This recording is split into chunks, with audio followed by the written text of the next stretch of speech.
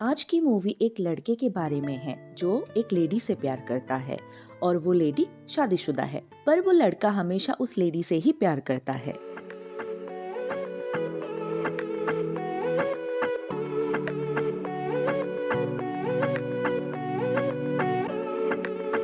Hello everyone, आज की movie है मलेना, जो कि 2000 में रिलीज हुई है और मूवी की IMDb रेटिंग है 6.5। हम रोज ऐसी मूवीज लाते रहते हैं। आप हमारे YouTube चैनल को लाइक, शेयर एंड सब्सक्राइब जरूर कीजिएगा ताकि मैं आपसे हर रोज मिल सकूं। आइए अब कहानी शुरू करते हैं। दर्शकों, ये एक इरोटिक कॉमेडी ड्रामा है। मूवी के स्टार्टिंग में हम देखते हैं कि 10 जून 1940 में इटली के एक टाउन में अनाउंसमेंट होता है कि इटली अब वर्ल्ड वॉर 2 लड़ने जा रहे हैं। फिर हम एक टीनेज लड़के से मिलते हैं जिसका नाम है रेनाटो। रेनाटो उसके दोस्तों के साथ टाउन की सबसे खूबसूरत औरत माडलेना को देखने रुके हुए हैं। वो लोग बात कर रहे होते हैं, तभी माडलेना को वो लोग देखते हैं। माडलेना उनके पास से गुजरती है। लड़के माडलेना का पीछा करते हैं। रेनाटो उसी वक्त माडलेना से प्यार कर बैठता है और फिर रेनाटो और उसके दोस्त माडलेना की खूबसूरती का तारीफ करते हैं। दरअसल माडलेना का हस्बैंड एक आर्मी ऑफिसर है और वो अफ्रीका गया है ब्रिटिश के साथ लड़ने के लिए। माडलेना अपने घर में अकेली रहती है। उसके सुंदरता से टाउन के सभी औरतें जलती है। ऐसा कोई नहीं है जो माडलेना की खूबसूरती पे पागल नहीं है, पर टाउन के सभी मर्द माडलेना को गंदी नजर से देखते हैं। माडलेना उसके पिताजी का ख्याल रखती है। माडलेना का अकेलापन कोई दूर नहीं कर सकता है।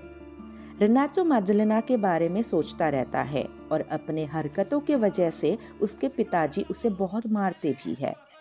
माडलेना एक स्कूल टीचर से भी मिलती है, पर उस टीचर को एक नोट मिलता है जिसमें माडलेना के बारे में लिखा है और वो टीचर माडलेना को छोड़कर चला जाता है। माडलेना वापस अकेले घर में रहने लगती है। रेनाटो हमेशा माडलेना के घर के आसपास खड़े रह के माडलेना को चुपचाप देखा करता है। रेनाटो माडलेना के घर के वॉल की एक होल से उसे हमेशा देखता रहता है।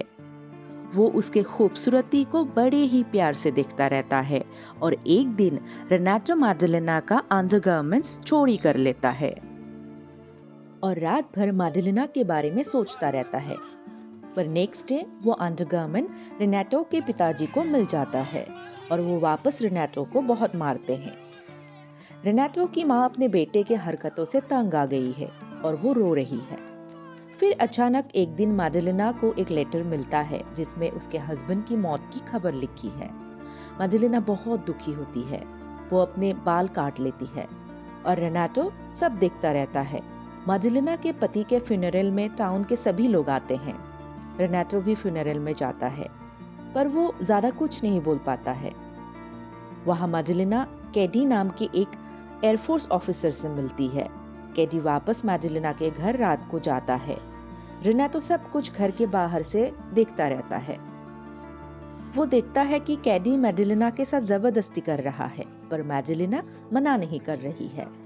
फिर वो लोग इंटीमेट होते हैं और रेनाटो सब देखता रहता है। इस घटना के बारे में टाउन की एक औरत को पता चल जाता है और वो एक केस कर देती है, पर कोर्ट में कैडी गलत गवाही देता है और कोर्ट माडलेना को पनिश करते हैं। रात को माडलेना के घर उसके एडवोकेट आता है। माडलेना ने उसके फीस पे नहीं किया। अब एडवोकेट उसके साथ इंटीमेट होके पैसा वसूलना चाहता है। रेनाटो अब भी उस होल से सब कुछ देखता रहता है। रेनाटो से माडलेना का दुख देखा नहीं जाता, इसलिए रेनाटो गॉड को प्रे करता है कि माडलेना को दुख देने वाले सभी को पनिशमेंट मिले। कुछ दिनों बाद टाउन में वॉर का माहौल हो जाता है।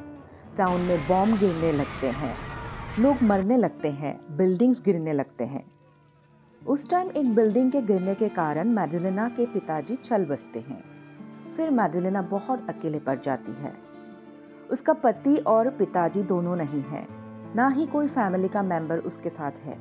माडलेना के पास पैसे भी नहीं है और इसलिए वो प्रोस्टिट्यूट बन जाती है। माडलेना अपने बालों को कलर करवा लेती है। अब टाउन पे नाजी ने कब्जा कर लिया है। रेनाटो 2 नाजी लोगों को देखता है और बेहोश हो जाता है। उसके माँ को लगता है कि उसके अंदर आत्मा आ गया है, लेकिन रेनाटो के पिताजी को पता है कि उनका लड़का अब बड़ा हो गया है। उसके पिताजी उसे एक प्रोस्टिट्यूट के घर ले जाते हैं। वहाँ वो हर तरह के प्रोस्टिट्यूट से मिलते हैं। उस भीड़ से वो एक लड़की को चूज करता है और उसके साथ ऊपर के एक रूम में चला जाता है। रेनाटो उस लड़की के साथ इंटीमेट होता है, पर वो मैडेलिना को देखता रहता है। कुछ महीनों बाद वॉर खत्म हो जाता है।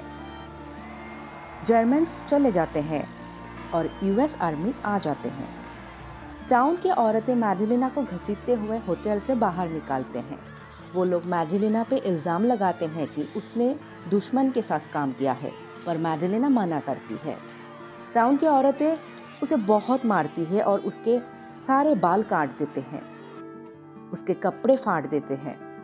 रेनाटो दूर खड़ा होकर सब कुछ देखता रहता है। मैडेलिना उसी दिन रात को टाउन से भाग जाती है और रेनाटो उस ट्रेन से जाते हुए मैडेलिना को देखता रहता है। कुछ दिनों बाद मैडेलिना का हस्बैंड नीनो टाउन में वापस आता है और टाउन के हालात देख के चौंक जाता है। नीनो के घर में अब रिफ्यूजीज रहते हैं। नीनो मैडेलिना के बारे में टाउन के सभी लोगों से पूछताछ करता है। नीनो ने वॉर में अपना एक हाथ खो दिया है। टाउन के लोग उससे अच्छी तरह से ट्रीट नहीं करते हैं और उसे धक्का देता है और मारते भी है, पर रेनाटो उसको बचाते हैं और रात में नीनो को एक नोट देता है जिसमें मैडेलिना का पता लिखा होता है और कहता है कि मैडेलिना हमेशा से बस उसी से प्यार करती है। नीनो मैडेलिना को ढूंढने निकल जाता है। 1 साल बीत जाती है। नीनो और मैडेलिना टाउन वापस आते हैं। वो दोनों वापस एक नॉर्मल जिंदगी जी रहे हैं। अब मैडेलिना को कोई गंदी गालियां नहीं देता। मैडेलिना बाजार जाती है और वहाँ सब लोग उसे अच्छी तरह से ट्रीट करते हैं। जब उसका बैग से फ्रूट्स गिर जाता है, रेनाटो हेल्प करने आता है और मैडेलिना को गुड लक बोलता है। मैडेलिना उसे देख के स्माइल करके चली जाती है। कुछ साल बाद हम रेनाटो से मिलते हैं। वो बोलता है कि वो बहुत लड़कियों से मिला है अपने लाइफ में, लेकिन वो कभी मैडेलिना को भुला नहीं पाया है। और इसी के साथ ये मूवी खत्म होती है। आपसे फिर मुलाकात होगी इसी तरह और एक कहानी के साथ। तब तक के लिए goodbye and stay safe.